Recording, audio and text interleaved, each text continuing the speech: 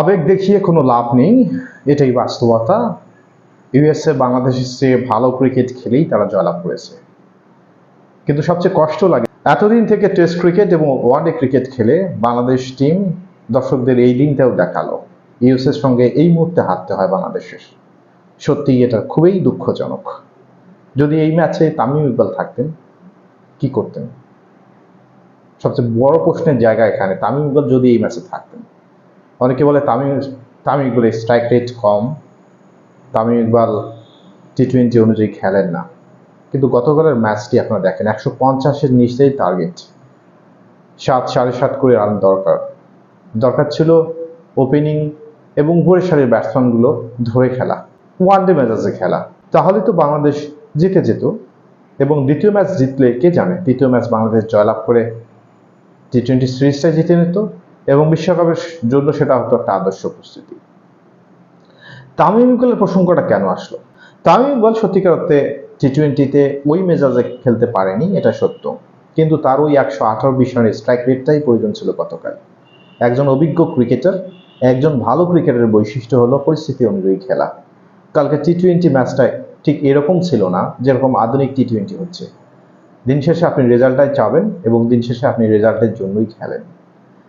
তামিম ইকবাল এই ধরনের ম্যাচ 10টা সুযোগ পেলে সে 8টি ম্যাচেই জয়ের ভিত গড়ে দিয়ে অথবা জয় পাইয়ে দিয়ে মাঠ ছাড়তেন। সে শুধু নিজে খেলতেন না, অপর দিকের ব্যাটসম্যানকেও খেলিয়ে নিতেন, এবং একটা পর্যায়ে গিয়ে জয়ের ভিত রেখে দিয়ে আসতেন, এবং পরবর্তী ব্যাটসম্যানরা অনায়াসে ম্যাচটি জয়লাভ করতে পারত। হয়তো আমরা 2 ওভার অথবা 1 ওভার হাতে রেখে ম্যাচটা জয়লাভ করতাম, কিন্তু সেক্ষেত্রে হতোটা কি? এই আমরাই তাকে সমালোচনা করতাম, বা ক্রিকেট বোদ্ধরা বলতো এটা টি-20 সুলভ খেলা না। কিন্তু দিন শেষে আপনি দেখেন রেজাল্টটা অনেক ম্যাটার করে, আমরা জয়লাভ করতাম। এই সমস্ত বিষয়গুলো আমরা কদর করতে পারিনি জন্য ক্রিকেটের এই দিনটি দেখতে হচ্ছে।